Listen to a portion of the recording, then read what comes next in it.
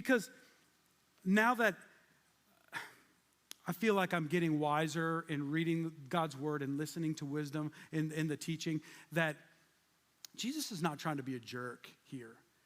I truly believe that Jesus is trying to tell this woman, let's be honest, get your cards out on the table, because I believe this, that if you do not lay out your struggles and your sin, if you do not lay it all out, you're never going to get to that next level.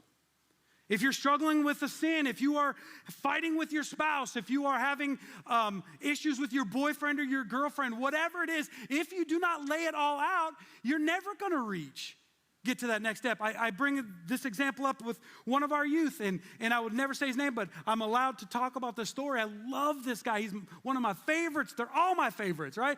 And he came in and he said, Pastor Matt, can I talk to you? And I said, yeah, buddy, what's up? And we sat down and I said, you struggling with that thing again? And he goes, yeah, I am. And I go, I knew you were. Because if you weren't here today, that I was going to call you, because every time that you struggle with that thing in your life, I noticed that you kind of run away, and we don't see it for like 3 or 4 weeks. The best part about it is he remembers, he acknowledges it, and he comes back, right? And I think about with this woman right here, if we don't lay out all the struggles and the sin in our life, we're not going to be able to overcome it. Using that analogy with the youth, listen, I know that there's people in our church that watch online.